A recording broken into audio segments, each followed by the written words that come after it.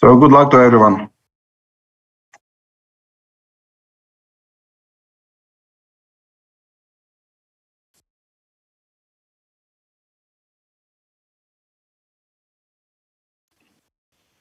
Good afternoon from the USF. Let's get started our event today. My name is Yana and I will host the event. Together with European Innovation Council Accelerator and the Ministry of Education and Science of Ukraine, we are encouraged to start the lecture under the topic The European Unicorn Factory, Funding Opportunities for Ukrainian Innovators. We truly hope that within this lecture, all of our spectators will be able to gain knowledge and will discover more opportunities for themselves. And now, I'm happy to give the floor to Mr. Serhiy Shkarlet, Minister of Education and Science of Ukraine, for the welcome speech. Serhiy, you are welcome. Thank you so much, Anna. Дорогі колеги, дорогі учасники, dear colleagues, dear participants and our speakers. Я дуже радий мати можливість виступити перед вами.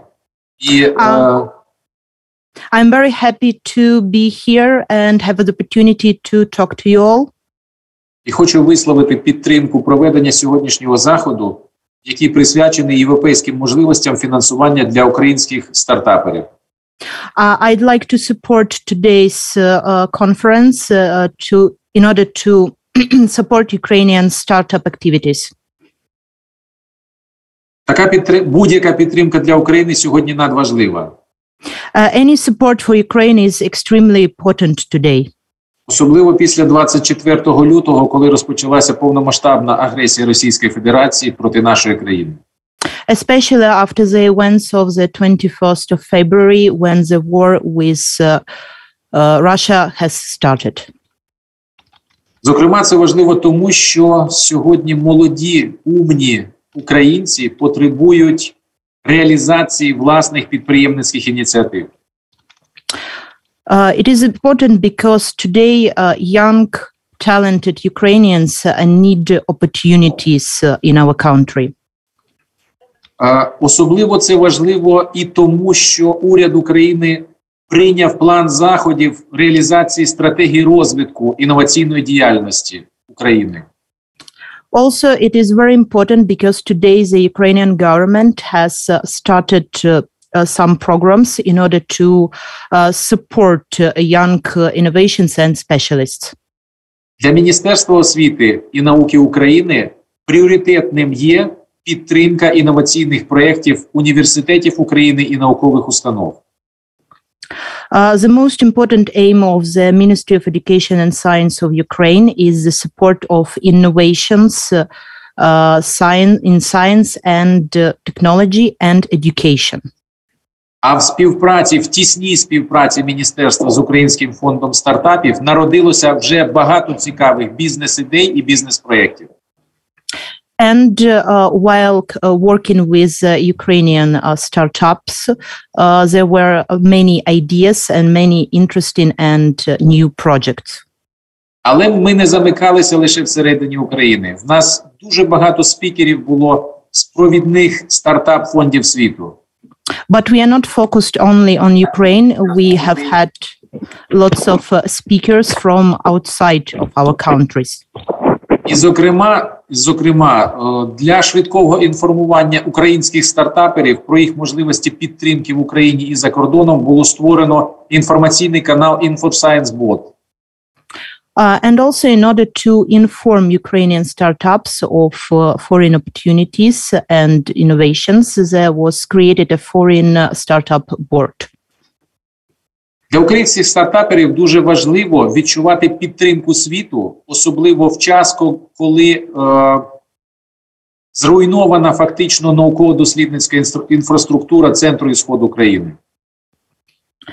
It is extremely important to feel the support for Ukraine today, especially at the time where the infrastructure of our science base and education is devastated, especially in the east and center of parts of Ukraine.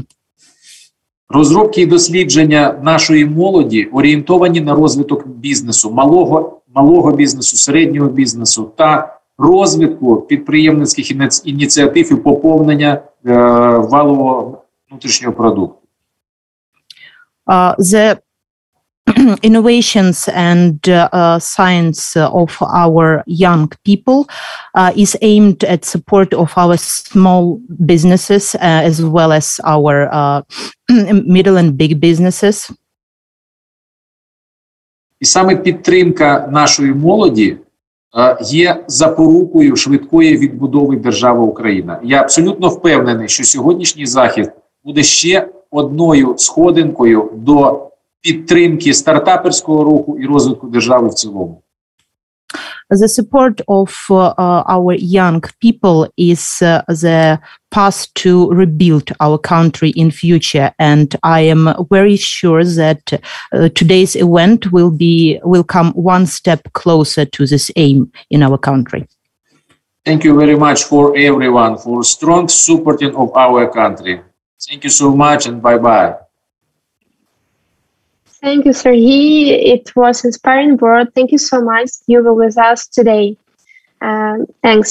And now I'm happy to present Mr. Pavlo Kartashov, Director of the Ukrainian Startup Fund. Pablo, the stage is yours. Good afternoon, everyone. Actually, Mr. Shkarlet, thank you for introduction and for your introductory word.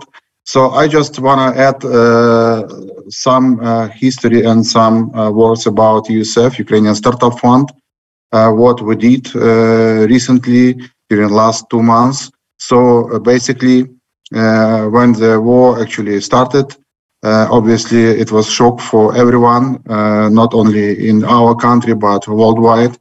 And we actually were trying to identify, first of all, what instruments and what further assistance Ukrainian innovators, Ukrainian startups could get. And in the first 2-3 weeks, we contacted more than 50 different stakeholders, including EU, EBRD, international organizations, international governments, just identifying the possibilities which actually could support Ukrainian innovation system as a whole in the future, because we do understand that now we face huge challenges, but obviously one day, and I hope it will be very soon, we need to restart the whole activity of government entities, of all stakeholders, to give a new birth, new start to the whole innovation system. So I would like especially thanks to European Innovation Council for this initiative, for readiness to support us. And I presume this today's event would be first step towards Ukrainian innovation development, and it's further actually implemented in the world ecosystem. So aside of financial opportunities, I presume it's also a good opportunity to be actually included in the global innovations, because compared to physical state borders, innovation, they don't have any borders or limits or restrictions. So it's something which is actually which is covering all our spheres of activities, all countries, all the continents. And obviously, we need to give more focus on our future activities, on what are we doing in order to foster all the innovators, all startups in this country, and to have actually very innovative and very strong development here in Ukraine. So as for now, all our grant activities of Ukrainian Startup Fund has been suspended, but I presume within 1 month's time, we will actually restart all activities.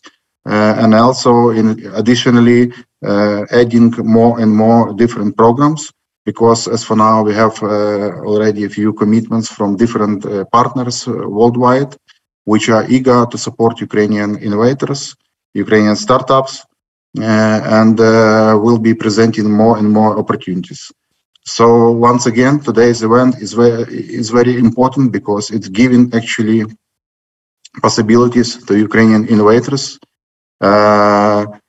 First of all, it gives access to EU instruments, and secondly, obviously, it gives new opportunities like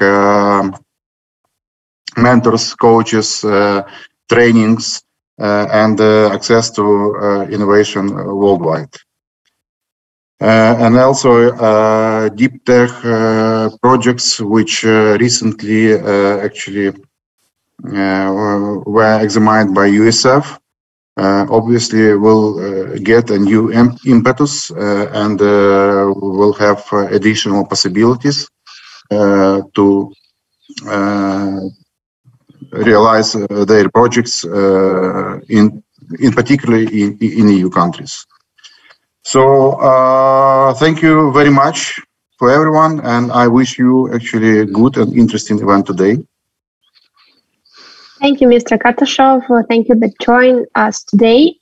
And now I would like to give the floor to the Mr. Jan David Malo, Director of European Innovation Council and SME Agency. You are welcome. The stage is yours.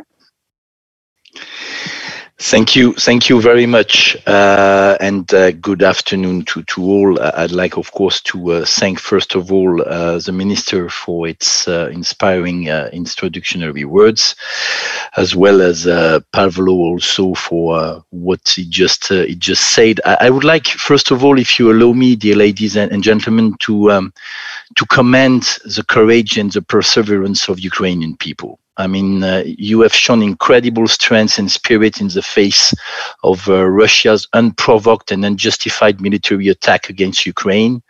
And this narrowing events are unfolding in Ukraine are a stark reminder of the importance of the European unity, solidarity, and our common European values. I would like to assure you that we are doing our best to mobilize all possible resources and provide support and assistance that can help Ukraine in these difficult times. And forward-looking in the future, we also want to ensure that all needed means for the fast recovery of Ukraine after the war are set in place. So the different Commission services have already launched many support initiatives, each of course acting in the framework of the competencies given to them by the European treaties. But today we would like to explore with you what we can do, in particular in the context of research and innovation, and in the particular target of innovative startups and deep tech. And this apply in particular in the context of the European Innovation Council, the so-called EIC, often dubbed as the European Unicorn Factory. This is the most ambitious innovation initiative of the European Union, with over 10 billion euro of fundings for the period 2021-2027. And the EIC, in fact, is supporting, as you know, the most talented and visionary European researchers and innovators along the path from groundbreaking ideas to success in EU and global markets. And in this context, I mean, we are not only working with member states, but also with a number of associated countries.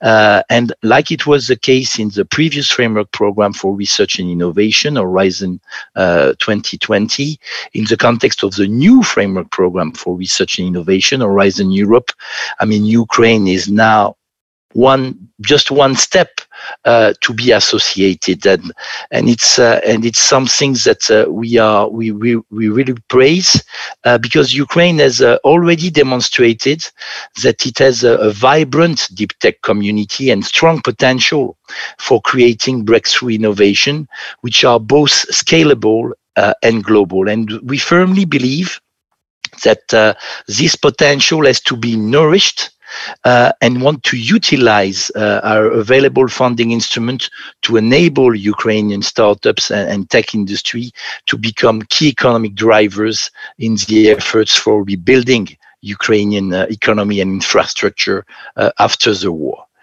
So to be very pragmatic, because you will see that in my team, we are pragmatic people. I would like to list with you how we can do this. We can do this in different ways. First, through the European Enterprise Network and the Supply Chain Resilience Platform, where we aim to connect the international suppliers and buyers to help companies retain, restructured, and replace existing supply chains, as well as source raw materials and goods or services. These platforms, certainly, you know, is covering a large range of sectors, including agri-food, construction, digital industries, renewable energy, mobility, transport, textile, just to quote a number of them. The second way that we should use in order to respond to the economic and social consequences that the Ukrainian startup community is facing is that our board, because the EIC as a board, has proposed that we are introducing a dedicated action to support the integration of Ukrainian tech innovators into the European innovation ecosystem, and consequently to help them to maintain, of course, their operation ultimately in Ukraine. So to have a kind of transition period to ensure the continuity, but also to ensure the reestablishment later on in Ukraine. So we are discussing such an action already with our member states of the European Union, and I hope we'll soon be able to announce more details on a rather substantial action towards this objective. And the third, and probably the most direct way that we can use in order to help the Ukrainian startup community, and which is at the heart of our today's workshop, is of course to use the existing funding, the EIC Accelerator funding that is running in the context of the European Innovation Council calls, in order to help, in fact, Ukrainian companies to benefit.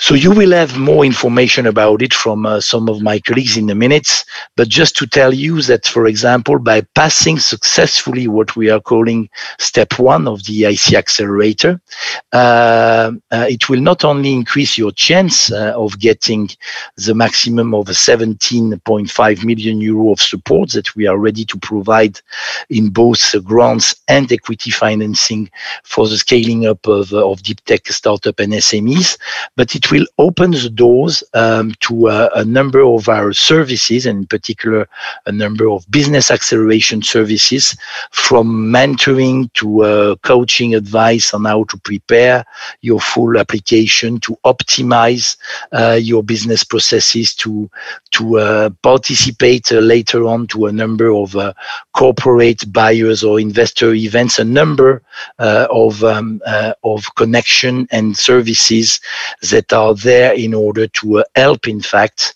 promising deep tech startup to grow quickly.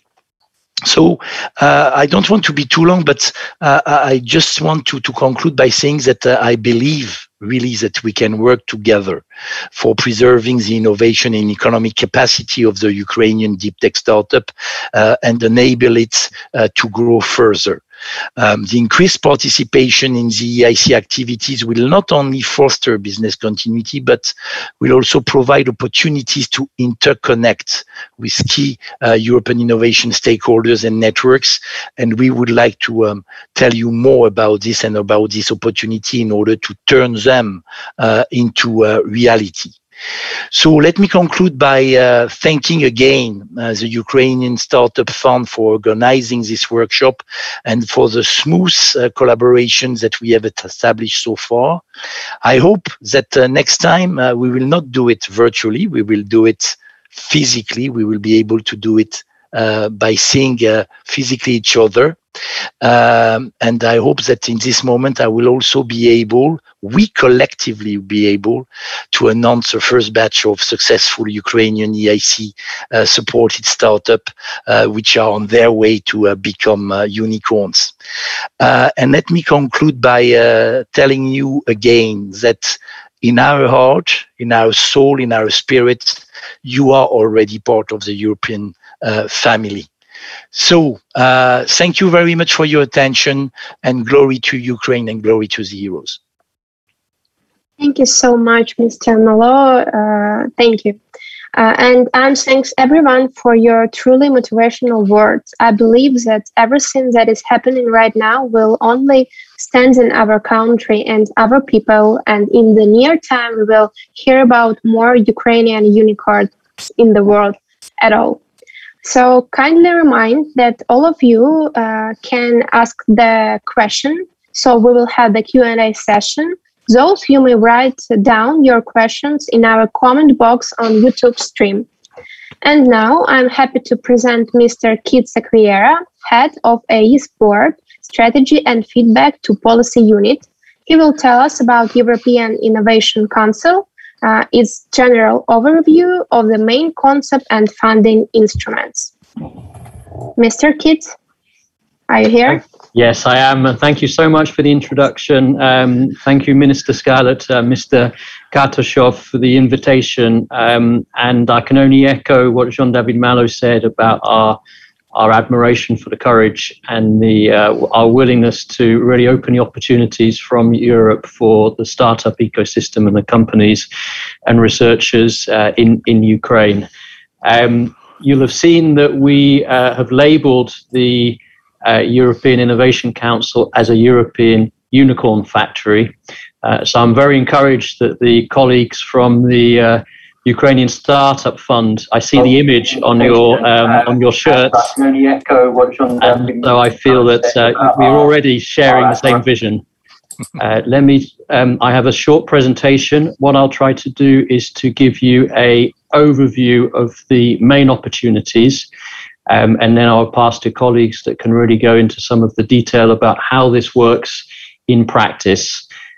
So what is the European Innovation Council? It's very new. We just launched it just over 1 year ago. As Jean-David said, we have a budget of over 10 billion euros for the financial period up until 2027. We believe it is a unique initiative in the world because we're supporting emerging technologies from the science base, and we're linking that to support for startups and to scale-ups. We also have, which is very unique, a dedicated EIC fund. So we are able to make direct equity investments in companies. And we think we are set to become the largest early stage deep tech investor in Europe. We believe we'll be investing over 3 billion euros over the coming years in some of the most exciting startups across Europe and really helping them to become champions, if not unicorns. And we already have from our pilot phase 5 unicorns that have benefited from our support. We are using the European Innovation Council to really bring together the ecosystem.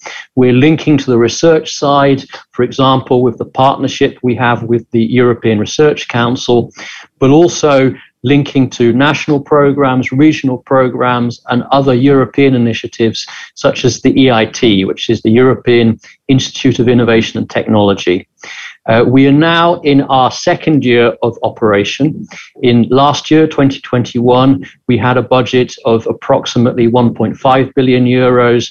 And now this year, we have around 1.7 billion euros. And this is to be allocated to companies, projects across Europe, and it can include, of course, Ukraine. So we have 3 different funding schemes. And this is going from early stage research to startups and scale-ups. The early stage Pathfinder is really about where are the new exciting technologies coming from the research base. We fund collaborative projects. They do have mostly research institutions, universities, but most of these projects also have companies, SMEs, startups as partners. So this is already an opportunity. Secondly, we have the transition funding, which is how do you turn an exciting idea from the laboratory into a credible business proposition. And this is for single institutes or companies or for small collaborations. And again, this is open to Ukrainian partners. And then we have our prime or main funding scheme, which is designed, it's the only European funding scheme that is designed specifically for startups. It's the EIC Accelerator. As Jean-David was saying, we give quite substantial support. We give grant funding of up to 2.5 million. We give equity investments of up to 15 million, or in some cases, we can now go above 15 million euros. Our focus is on breakthrough technologies, potential companies that can really grow to be champions in their field at European level, at global level. We fund all areas of technology apart from military. So we can fund any technology at any time, anywhere in Europe. We are advised by a board of very experienced innovators. So it's very important for us that we really take this perspective of the startup, of the innovator in everything we do. You will hear more about our business acceleration services, which is the non-funding support. It's the links to the ecosystem, business opportunities, financing opportunities across Europe. We have a different approach to implementation in that we have in-house high-level experts in fields such as space, in biotech, AI, quantum, that can help our projects really make those networks and open opportunities for them. And we're trying to bring this all together by accelerating the process from research to innovation with our fast track scheme. The board of innovators that advises us is very diverse. We have researchers, we have investors, we have entrepreneurs, we have people from all over Europe, and they are very concerned about what is happening in Ukraine. And as Jean-David has said, they're really keen that we can do what we can to support you. And we're working with them to see how this can be done in a way that works with the ecosystems in different parts of Europe, from east to west, north to south. In our first year, you will see that we have funded approximately 164 startups. This is the accelerator. In all fields, but we've focused in particular on green technologies and on digital and health. Into the Pathfinder, we've also selected around 100 projects. And again, we have a set of particular technologies. And in the Transition Open, we have selected close to 50 projects. So this has been a very successful first year. We've seen a lot of demand for this kind of support, and we hope and we see that it's very, very relevant for the different stages. What I would like to emphasize is the EIC Accelerator. You will hear more about how to do this, but you can apply at any time with a short application. This is not a long bureaucratic form. This is a short questionnaire with a video pitch so we can see the people behind, and with a slide set so we get an overview of the proposal. And you can see that every month we've been receiving several hundred of these applications. We evaluate them straight away. So you get an answer within 4 weeks, and in most cases within 3 weeks. And you'll see that the majority of these applications are deemed to be or assessed to be relevant to the EIC. And we look at excellence, impact, and the risk level, including the European added value. But we don't go into detail at this stage. It's not a heavy process. Here are some numbers. You can see the breakdowns. You can see a lot coming from the different countries. We've had some applications from Ukraine, but we would like to see far more applications from Ukraine. And we really hope as a result of today, you will look at the EIC, you will look at our website, and I hope we find it very easy to put in your ideas to see if these are the kinds of projects that we will support. And then we can start the engagement with you. The investments that we have put in or we have secured is around 1 billion euros, which is now being processed for these companies. And we've identified around 150 excellent companies that we are not able to fund ourselves, but we are helping these companies find alternative sources of funding. And this is the seal of excellence. So this year we have around 1.7 billion euros. And you will see that you can apply at any time for the accelerator. If you're successful, you will be invited to prepare a full application. And we have a cutoff date for these full applications approximately every 3 months. So you can see we have dates in June and October, and we will probably have in January 2023.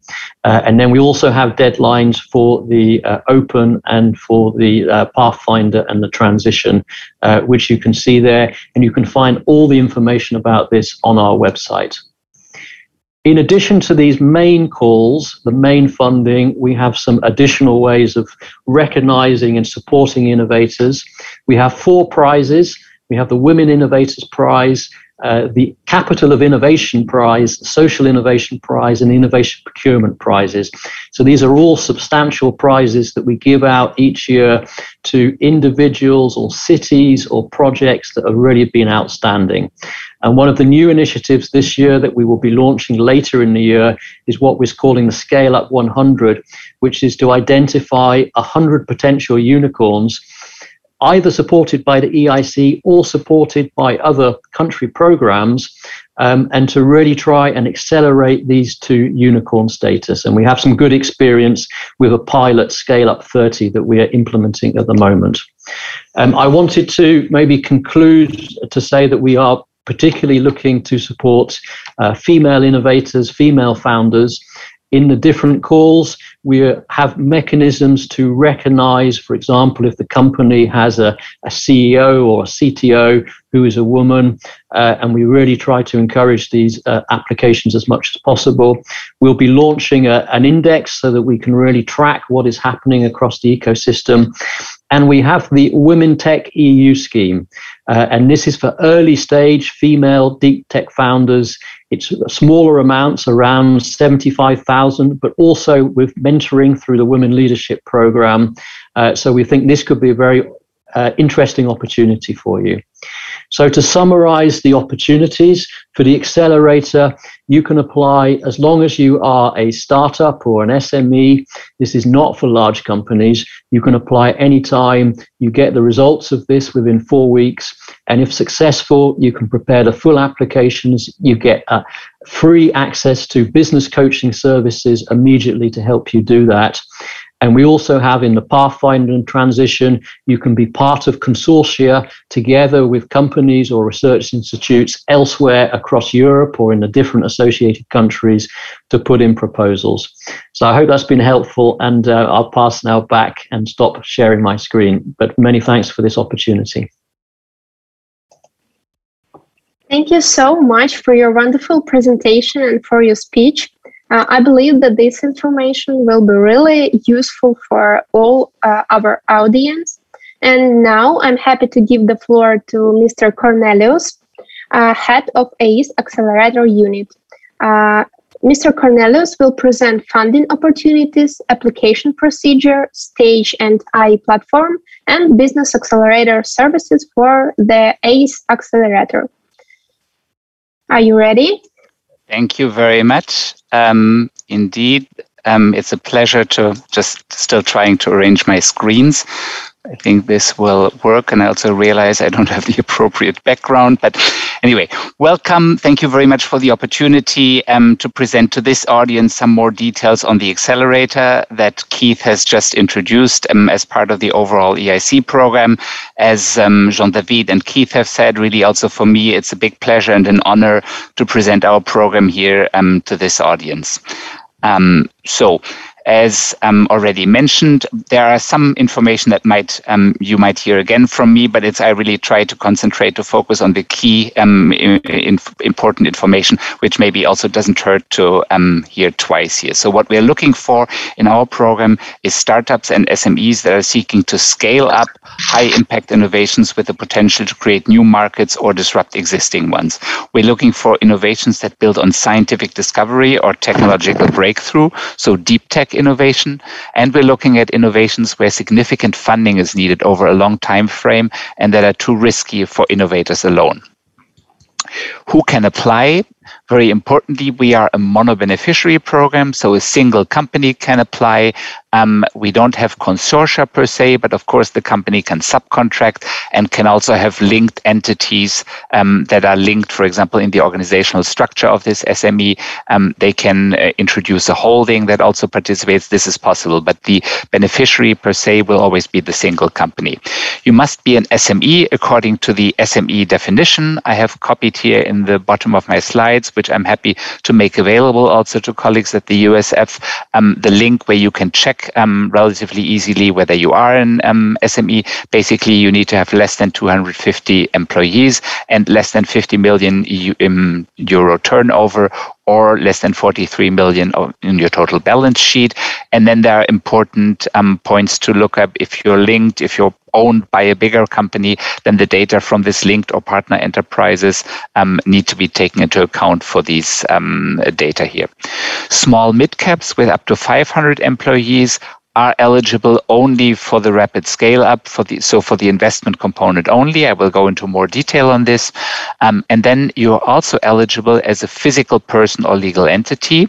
And this first bullet point will be the case for most of you. So if you are from a member state or associated countries, and for all practical purposes, as also mentioned by my predecessor, my previous speakers, Ukraine is considered an associated country for the moment, then you only need to establish the SME or the small mid-cap by the time of signing the EIC Accelerator contract. So you can apply as an individual, but we will make the contract only with the company. So the company needs to be established in order to have the contract signed. And if you are from non-associated, from different countries, if you are, in this case, a Ukrainian in America that also intends to establish an SME in Ukraine, then you can also apply as an individual. You just need to already establish your company prior to submitting the full proposal. What can you apply for? You can basically apply for blended finance, which comes as a combination of equity between 500,000 and 15 million and a grant of up to 2.5 million. There are also a few other conditions. Under certain conditions, you can apply for grant only. Basically, if you have other means to scale up, because as mentioned in the introduction, our key purpose is really to fund innovation that can be scaled up and that will be scaled up. And therefore, we want some certainty that these means are available if you don't apply for them. You can also apply for grant first if you still think that your innovation still needs considerable technological development, and you can then apply for the equity, which is mostly for the commercialization part, once you have reached your technological milestones there. This, I think, says the same things with slightly different words here. The grant component, this is the core, the heart of the EIC, the blended EIC Accelerator, the blended finance, a grant component with up to 2.5 million, where we reimburse up to 70% of your costs. So 30% of your costs, you either need to cover yourself or you need to cover with the equity part. You need to have innovation activities that should normally be completed within 24 months, but we are generous with justified exceptions. So if you think that it will take a bit longer for your innovation activity, then you're very welcome to justify and to explain that. Evaluators, and we also appreciate transparent and honest applications that have a realistic estimate of the time that it takes to implement your project.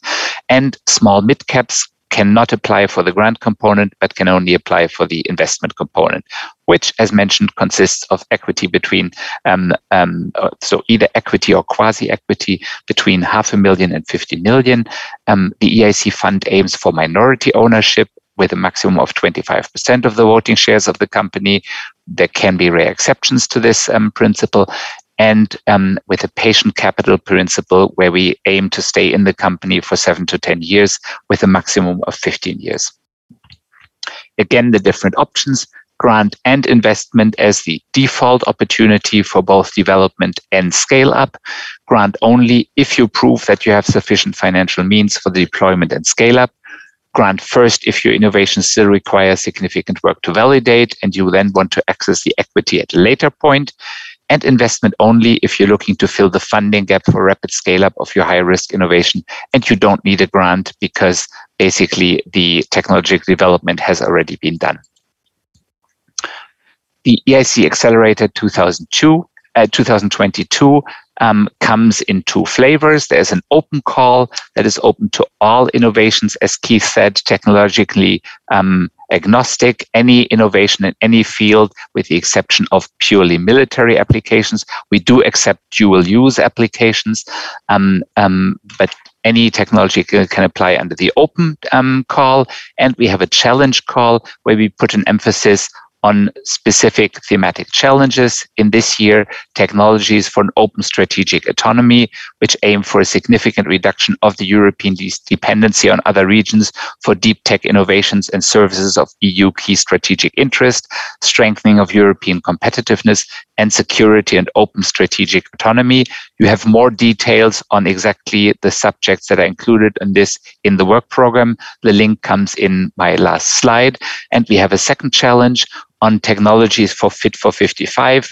Fit for 55 is a commission program that aims at accelerating decarbonization by having high potential impact on reducing net CO2 emissions with a more inclusive and steady acceleration towards climate neutrality by 2050. Again, more details in the work program. Importantly, the budget between the open call and the challenges call is quite fluid. So you do not need to waste your time with strategic considerations on whether you have better success under the open or under the challenge call. We will evaluate your application under whichever call it comes with the merit that it has. If you are submitting to the challenge, then of course you should fit into this definition here. If you don't, then your place is the open, but you do not need to worry about higher success rate in one than in the other. Go to the next slide. The cutoff dates, I think they were already mentioned by Keith, but here specifically for the accelerator. Important message to you. Your short proposal can be submitted at any time, no cutoffs apply during the year, and you will receive feedback within approximately 4 weeks. So we are quick in giving you a first answer on this part. The cutoff date is then when the round of evaluations of the full proposal starts. So there we wait for a certain period for applications that have gone successfully through the short proposal stage and then have cutoffs, in this case, on the 15th of June, the next cutoff, and on the 5th of October. In brackets, you have already the date of the interview week in case you are successful in the full proposal remote evaluation. Then you can note this into your calendar, but that's maybe a bit optimistic at this stage to already talk about the third cutoff. But the important thing, your short initial proposal can be submitted at any time and you will receive quick feedback. Then for the next step, you have these two cutoff dates in 2022. And here I will spend a bit of time, or maybe I don't need to spend so much time on this slide because the following slides will go into more detail.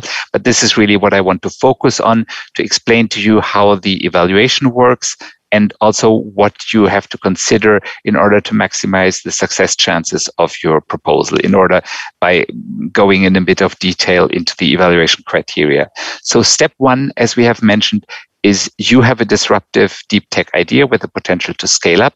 Then tell us your story and submit your short application, which will be assessed by 4 remote evaluators. And I'll go into more detail in the next slide. Then we in phase 2, and this is very important also particularly for this audience, if you make it successfully through this phase 1, then in phase 2, you will actually receive help from us. First, you will again, as the first, the short proposal, you will also submit your proposal in an artificial intelligence driven tool that will help you in structuring and assessing your own innovation. And importantly, we will provide you with coaching in order to provide your, to prepare your full application. You submit your proposal. Step 3 is then the assessment of your full proposal. And if you are successful in step 3, then you move to step 4, where you pitch your innovation in front of the EIC jury members. And then if selected, you sign an EIC contract, which includes the grant component and an indicative amount of the investment component. And then we need a bit of more time to examine your request for an investment component. And after the due diligence and compliance checks, we will eventually sign with you also an investment agreement, which will complement the initial contract. So in more detail, this is the overview, just in different colors in a different presentation. 1 is the short proposal. 2 is the help that you receive in preparing your full proposal. 3 is then the assessment of the full proposal. And 4 is the interview stage if you are successful. Your short application consists of 3 elements. First, you will respond to a set of questions on our IT platform. Link comes in the last slide. You will submit a 10-slide presentation. So, as you also might be familiar with pitches to investors, and you will submit a 3-minute video pitch of your innovation. Your evaluation is then assessed by 4 experts. And here in this first stage, to really also give a chance to really break through possibly disturbing ideas, we don't insist on consensus between the evaluators. We say if you have at least 2 goes of the 4 evaluators, then that's enough for us for you to allow you to submit your full proposal. And if you're unsuccessful, then you have the possibility for 1 resubmission. I have another slide on the resubmission policy. If you have submitted twice and have been rejected twice, then you need to take a 1-year break from application. As mentioned before, this is continuously open, this step, and the turnaround time is approximately 4 weeks.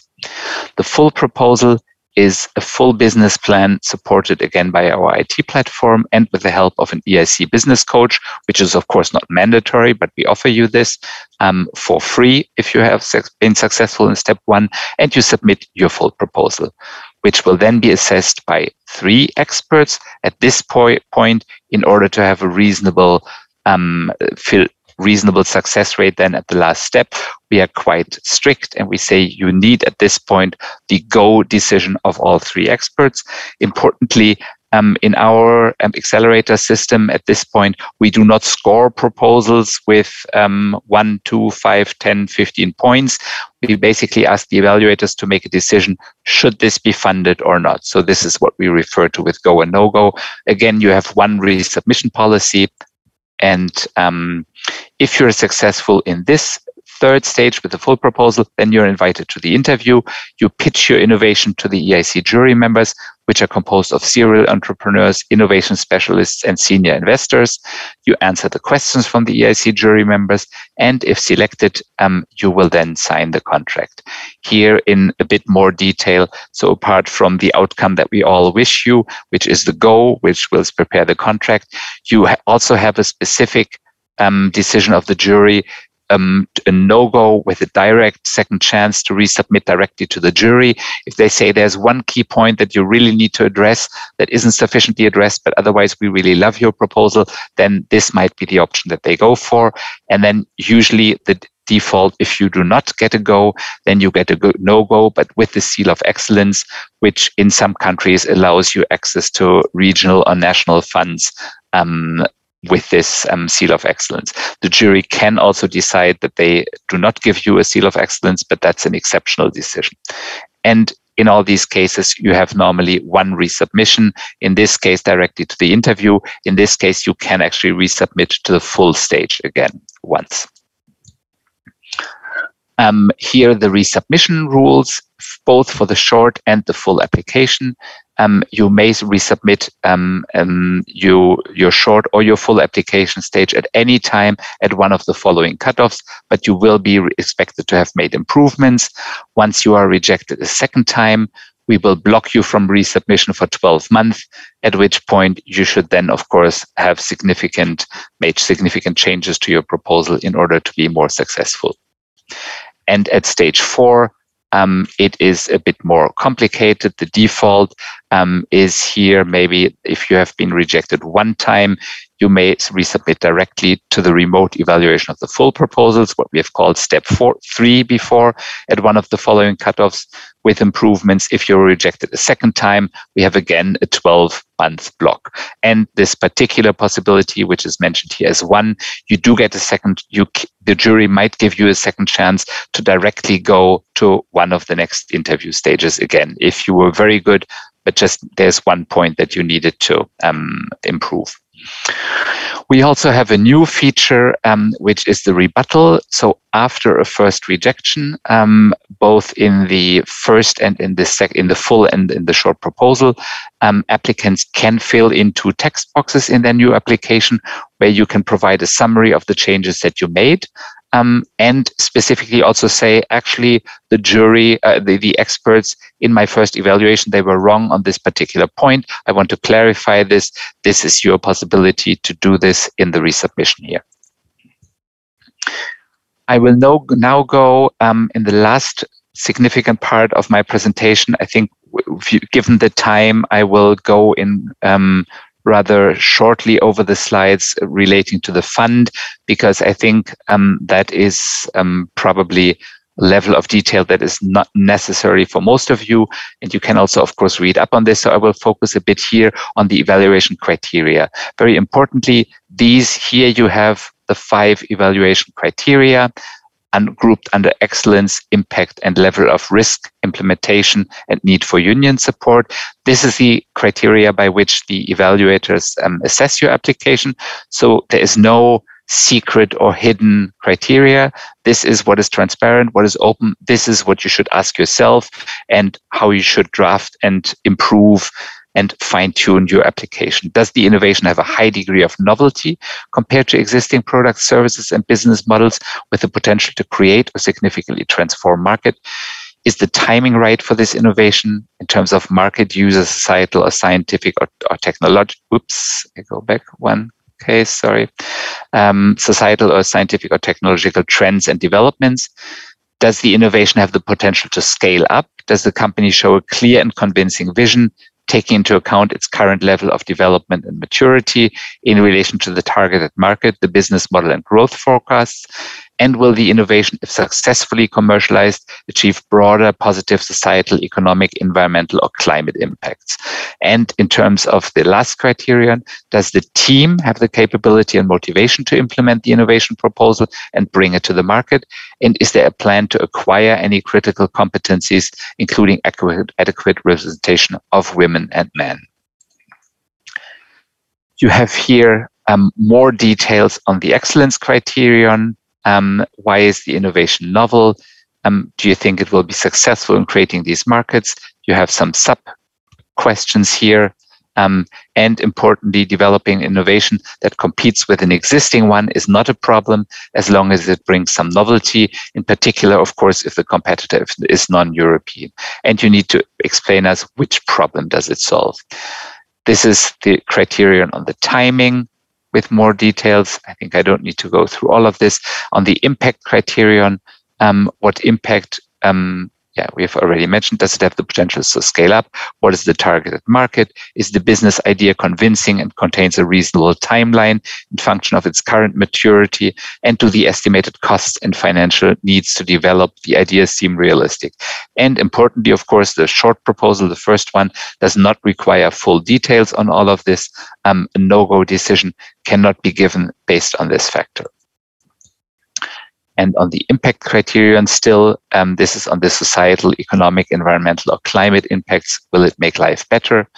And on the last criterion here in the short application, we focus exclusively on the team issue. The other parts, there are additional criteria that are applied at the second, at the full proposal. Again, details on this once you are at this step maybe. But here we look for whether the team really is complete to the extent possible, whether there's gender balance, and what do we know about the motivation of the team to prove the long-term commitment to the project. We then also have, once you are, we sign the contract with you, we will not only provide you with money, but also with access to advice. We want to be smart money, so we will provide all of our programs talking here specifically about the Accelerator, but we actually provide these services also to the Transition and Pathfinder programs that Keith mentioned, with access to advice, access to business partners, and access to innovation ecosystems and peers. This is a bit more details about the business acceleration services. We consider them an essential part of our support packages for the companies that we fund. Also coaching included. As I said, this is already provided at the full application stage for those that make it through the first short proposal stage, and more of this is provided under the business acceleration services. We have innovation trainings and boot camps, and we have access to specific expertise, and we have access to business partners. You see here a list of programs that we offer. We think it's very important to put our small and medium enterprises in contact with corporates, with investors, to bring them also outside Europe for their programs. And also, we have a specific training program on how to approach procurement for our companies. And the innovation system, ecosystem, and peers.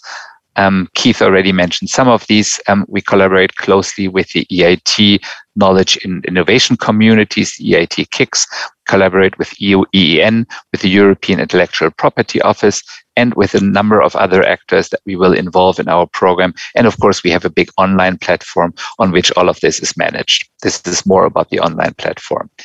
So maybe here, the key slide, and then I can go quickly over the rest. On the equity funding, we invest at early stage between $500,000 and $15 million in the form of equity or quasi-equity.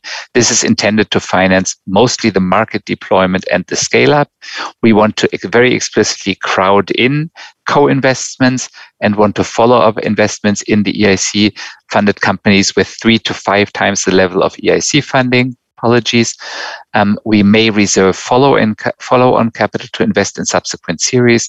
We invest in all technologies and verticals in line with our open program across all EU program countries and associated countries like Ukraine. We provide patient capital, and we usually target a minority ownership.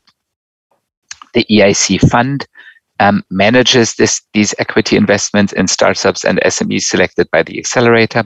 It's a venture capital fund in this specific legal form of a reserved alternative investment fund established in Luxembourg. We are the only shareholder. The moment it was established in June 2020. 2020 is currently directly managed by us. The European Investment Bank is the investment advisor, and since its incorporation, the fund has approved 141 deals, and out of these approved deals has already signed 83 investment agreements. The investment process, there is an initial assessment by the investment advisor, the EIB, European Investment Bank, to classify the companies into different buckets. I have the next slide still on this. There is a due diligence as very similar to what other investors do. If we have co-investors, the due diligence might also be performed by the co-investors. We have a know your customer compliance check, very importantly. We look then at a concrete investment proposal by our investment advisor. We then come up with an investment decision by the fund, and then we sign the investment agreement, which is usually drawn up according to the local laws of the company where the company is located. And then the money is dispersed, and then of course the fund also manages and monitors the portfolio. The due diligence consists of different elements. It concerns the risk assessment, compliance, and know your customer, product and technology, market and competition, commercialization strategy, business plan and financial projections, management, the board and governance of your company, the ownership and capital structure, and the optimal investment structure. This here are the initial investment scenarios. So we have a bucket 0, which is possible. So if as a result of the due diligence, there are substantial negative issues preventing any investment, things like fraud, misrepresentation, refusal or failure to submit requested information, a manifest error of appreciation in the selection process, or substantial negative changes or circumstances, then this would be a no-go for the investment. And under certain conditions, of course, this would also influence the grant component. Then we have in bucket 1 companies that are not yet investment ready. that remain very high risk despite the awarded EIC Accelerator support. In this case, we will perform a full due diligence and then usually proceed with an investment using quasi-equity, or in some cases also propose to first start with the grant component and then look into the details of the investment later. And in case there are potential co-investors that show immediate interest in co-investing, then we want to at least match the equity investment with other qualified investors, having the objective of 1-to-3 leverage that I mentioned. And we may either perform the due diligence ourselves or rely on the qualified lead investor that does this. And potential 3, bucket 3 is even more urgent cases where potential investors show immediate interest in providing the full investment. Then the fund might actually not be needed in those cases, or we might try to still match that offer. I think I'll stop there. I think this is also coming to the end of my presentation. This is the slide that I mentioned several times that has a number of links here. The direct link to the application platform, the link to the full work program of the EIC, which has a chapter on the accelerator, a specific link to support for applicants with FAQs, guidelines, and further contacts. I'm now looking at this, the application platform. Oh, sorry, the first one is actually the first link is the one to the general EIC website with an overview of what it is, again, the basic characteristics. And this is the direct link to the application platform. And this last one is the link to the funding and tender portals. This is the overall portal for the Horizon Europe program. And there you have even more legal documents and background. But I think I would say that with these first 4 links, you have a good chance of submitting a successful application. And with that, I'll stop and be very happy to answer the hopefully manifold questions that we have. Thank you very much for your attention. Thank you, Mr. Cornelius, for this detailed information and your presentation. It was really brilliant. Thank you so much. And right now, I think that we can move to the final part of our online lecture. And I believe that we can begin the Q&A session. Right now, I cannot see the questions in the YouTube, but some of guys are here in the Zoom. If you have some question, you can just rise up in the reaction of the Zoom. And I will give the stage to you for questions. Is it okay just to ask if I keep my presentation on the screen? Because I assume that I might want to go back to some of the things. Yes, but if you need the stage, let me know. Then I can, of course, also stop sharing. For sure. Okay, dear startups, dear guys, do you have any question to Mr. Cornelius or maybe to Mr. Kit? Oh, see you, Alexei. Yeah, hi everyone. Hi. May I ask my question? So, yeah, first of all, thank you very much, dear representatives of European Innovation Council, for your support words to Ukraine. So, glory to Ukraine. So, a little bit introduce myself. So, I'm Alex Isoncev, the CEO of the startup Smart Zavod, which was and will be supported by Ukrainian Startup Fund. And yes, as many other startups, unfortunately, we will, for example, lose the big part of our funding, like, for example, from USF, because it's government fund, and we absolutely understand why it's so. And we are like, it was shock for all of us, but we are hope and we are sure that it will be changed and everything will be good. And we are grateful to Ukrainian Startup Fund, I would say, for organization of such meeting. They make a big job. They organize immediately after start of the war, so a big number of events, and we are participants there, and it's cool. And I have questions. So I and our startup analyze the opportunities of European Innovation Council, and I have some global question. So now we see 3 main opportunities. It's like EIC Pathfinder, Transmitter, and Accelerator. And first 2, as far as I understand, they are really orientated on scientific-based projects, when some university in Europe cooperate with some startups and working, for example, on high-tech technology, hard-tech technologies. And what is the actual situation in Ukraine, for example, with me and many other startups? that not all startups use working on hard tech. So we have some scalable business models. We use some, of course, we all have some innovations, but it's probably not enough to apply for Accelerator. And I will try to formulate the question. Is there some possibilities for typical startups that is on the pre-seed stage that now need, for example, $2.5 million? So we need, for example, 100 or 200K, $200,000 to create an MVP. And yeah, this is the question. So if we are not matched with Pathfinder and Transmitter and probably with this Accelerator, is there any other possibilities or how we should do this? So sorry for this long speech and question, but I hope you have understood me. Thank you. Keith, I don't know if you want to maybe take that question. Yeah, no, but thanks for the question. I think there was two questions. One, do we only fund kind of deep tech, science-based innovation? And the other was about kind of smaller ticket sizes. So on the first one, it's true that the Pathfinder and the transition, this is really focused at scientific discoveries and how we turn them into innovations. But for the Accelerator, and Cornelius can comment on this from his experience, it's not exclusive to science-based innovation. What we look for is something that is very new. I mean, it does need to be novel, but that novelty can be in terms of different business models, different combinations of technologies. We look for something that's scalable. And for us, scalable means that it needs to be able to kind of compete and scale up at least across the European market, if not to be something that's internationally scalable. And then we also look at the risk level. So we need to see, is this the kind of thing that is difficult for a private VC to invest in alone? But as Cornelius said, we try to crowd in VCs. But if it's something that is very easy for a normal investor, we won't invest in it, and we look at the team behind it. So if you meet those criteria, then we will support it. And if it's judged as meeting those criteria.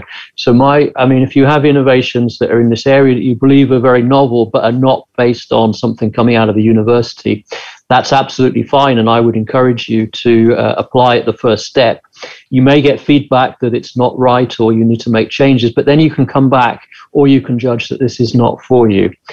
On the smaller ticket sizes, so 100, 200,000, we don't provide this any longer. I mean, we used to, but we found that in most countries, this support was available at the national level. I know we have some projects with member states that we are trying to support them to introduce these schemes. So this might be a possibility for Ukraine. I mentioned the Women Tech EU scheme, which is a 75K ticket, but this is for female founders. I'm not sure you fit this category. And this is because we see a lack of pipeline of women going into the deep tech area.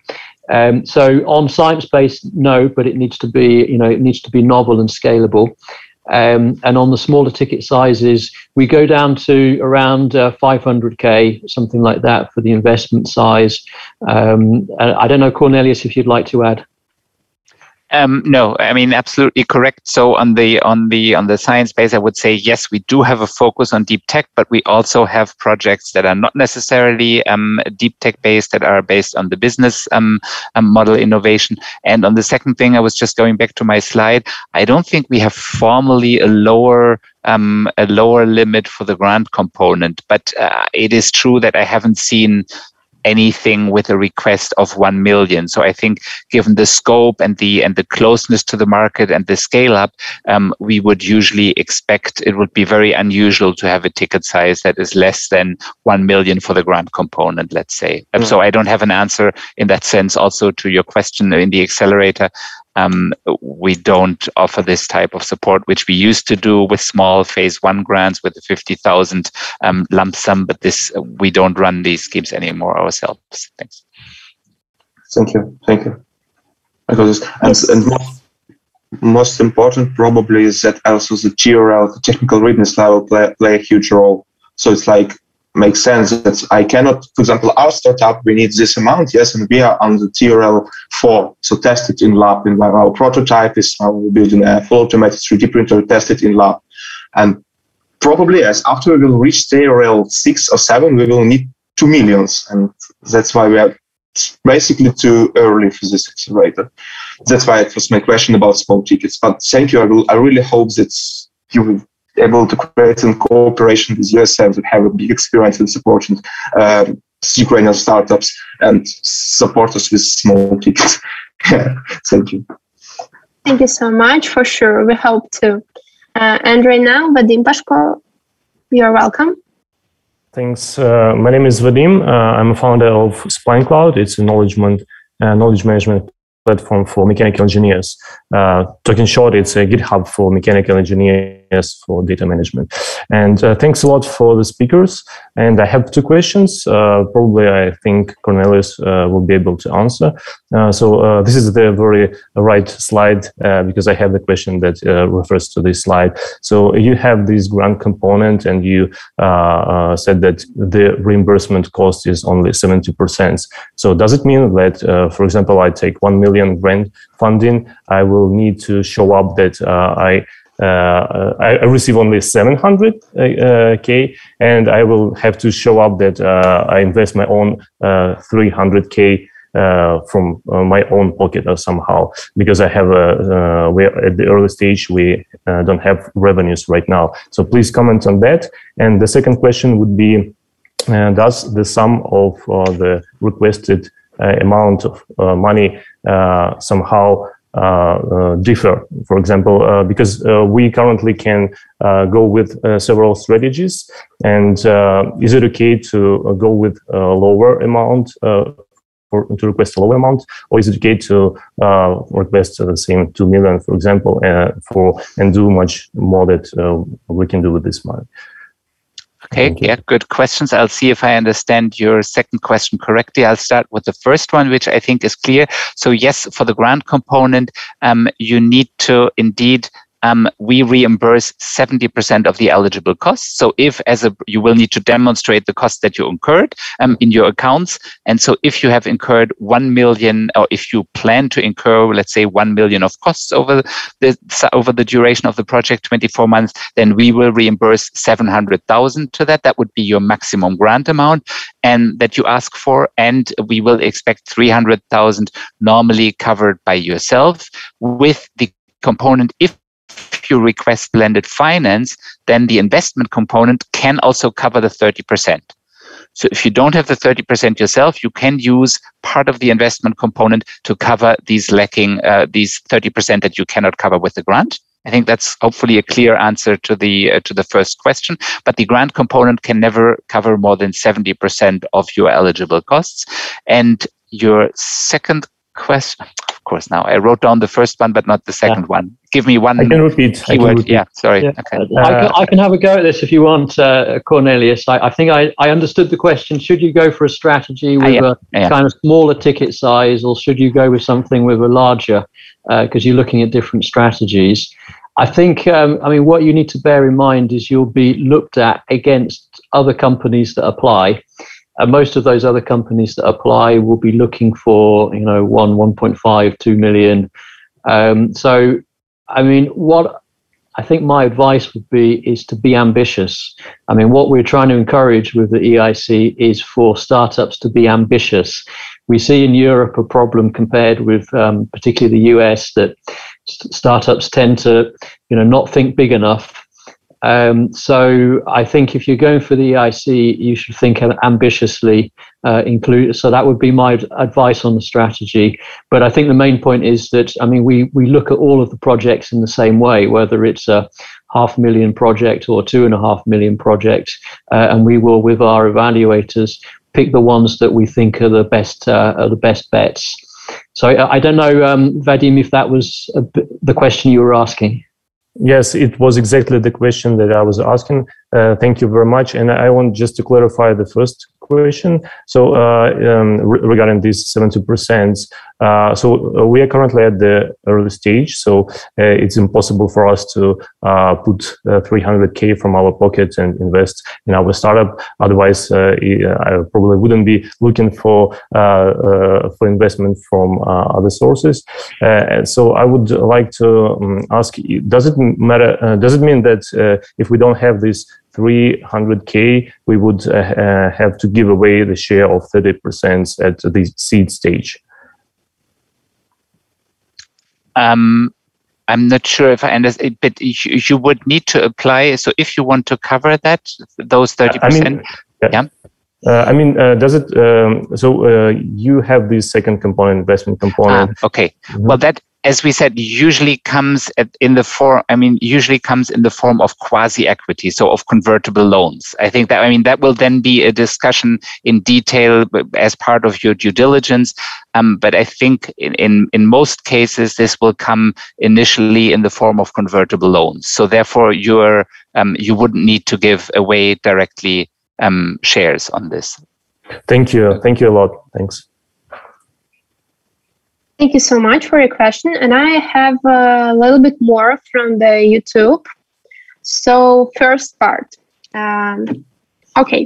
What's the amount of grants to one company or startup? That's first question. Second one, do you support social projects with additional business model as well? Let me tackle maybe one question after the other. Okay, let's do it. So on the first one is very easy. The maximum grant amount is 2.5 million for a company. We do have quite a few. This is not an unusual ticket size. So many companies in their proposals, in their applications, go up to the maximum grant components, but we also have many that remain below this. But this is the maximum grant amount to one company. I think that was the first question. On the second one, when asking about social projects, so, I think social innovation in a broad sense is, of course, in the scope of the accelerator.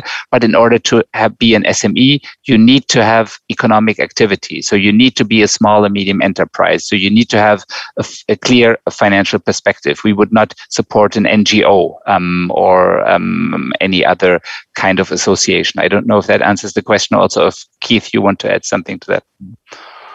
No, but maybe just to clarify on the second point, we are looking to also invest equity. So it has to have a structure that enables us to have shares and equity. So, a lot of not-for-profit structures, they don't have that. We're very much looking for innovations that can have major social impacts, whether that's environmental or health or other social impacts. But we do need structures that we can invest in. So it needs to be, a kind of set up as a business. Okay, thank you so much.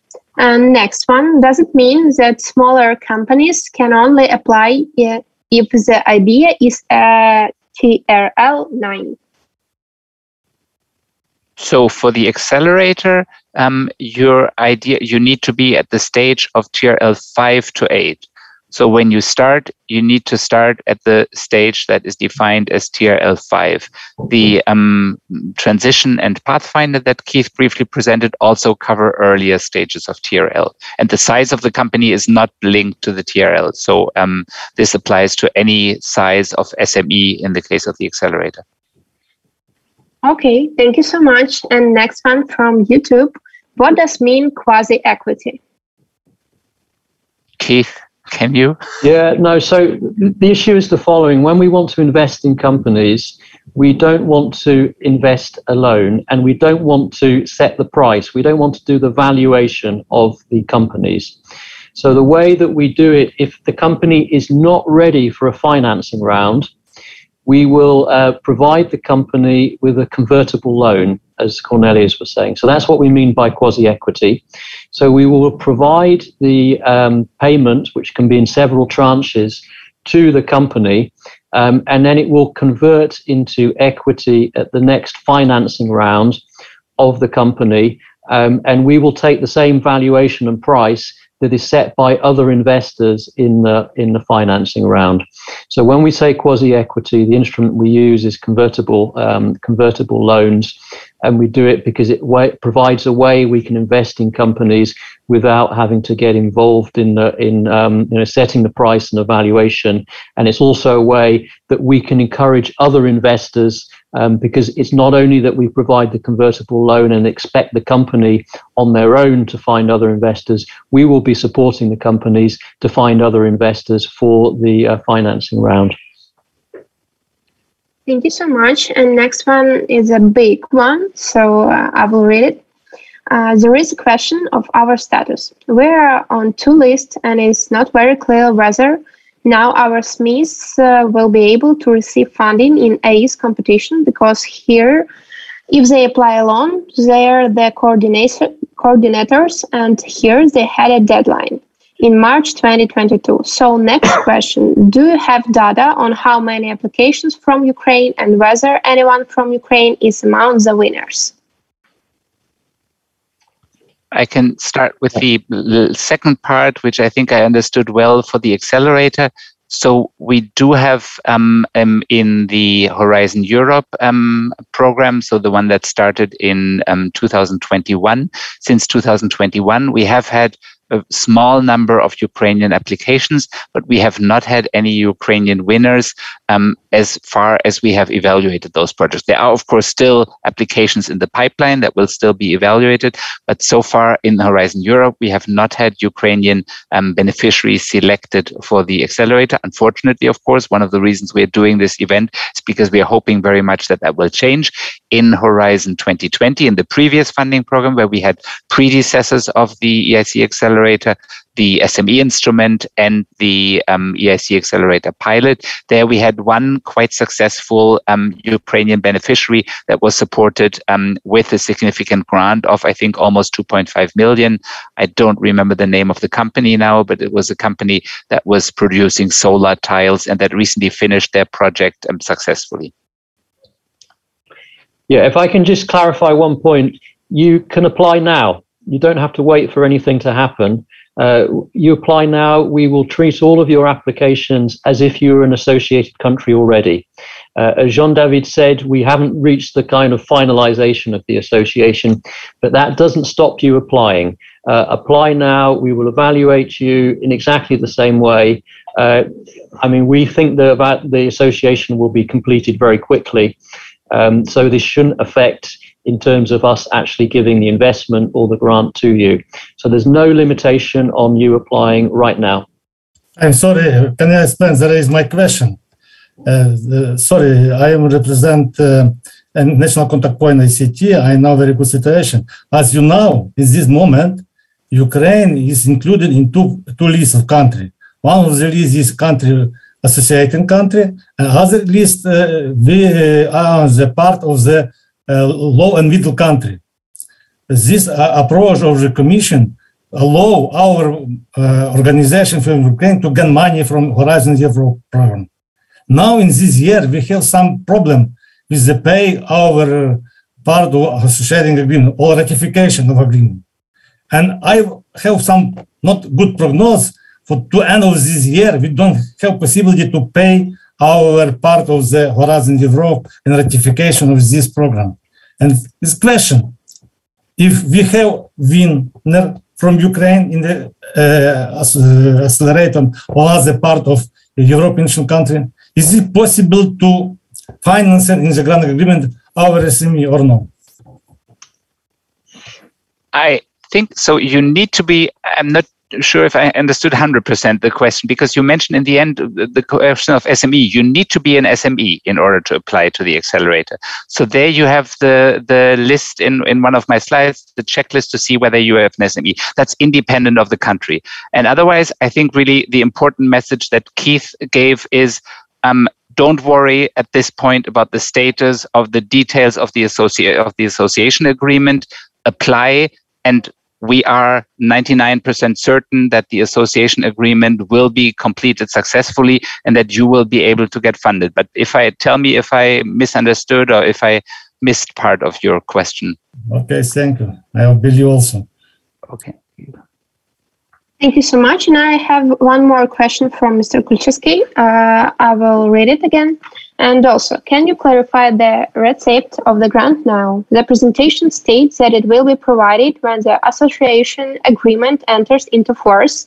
But in connection with the events in Ukraine, it was announced that Ukraine was included in another list to finance us without waiting for the ratification of the association agreement.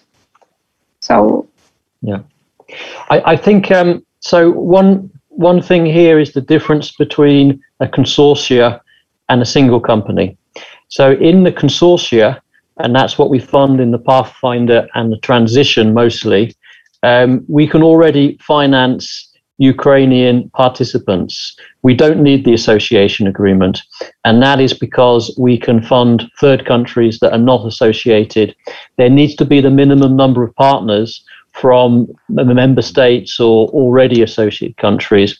So if it's a Pathfinder project, you're a company or research institute from Ukraine and you're successful, we can finance your costs already. However, for the accelerator, because it's mono-beneficiary, there are no other partners. We need to find a legal way to finance you. And we expect, as Cornelius said, that the association agreement is very close to completion. And we know our colleagues elsewhere in the Commission, so I can't comment any further on this. We're trying to find ways to accelerate this. We're trying to find ways for it to make it possible as quickly as possible. So I don't have the final answer to that, but I think that might be the point, that if it's a consortia with European partners from member states, we can already finance you. But for the single company projects, at the moment, we're trying to find a way, but we expect the association agreement to be finalized as soon as possible. And we're working very hard, I know, with the Ukrainian authorities as well to find a solution. thank you so much. And I think that I have the last one question. Can we apply first time with one project and second time apply with totally another project?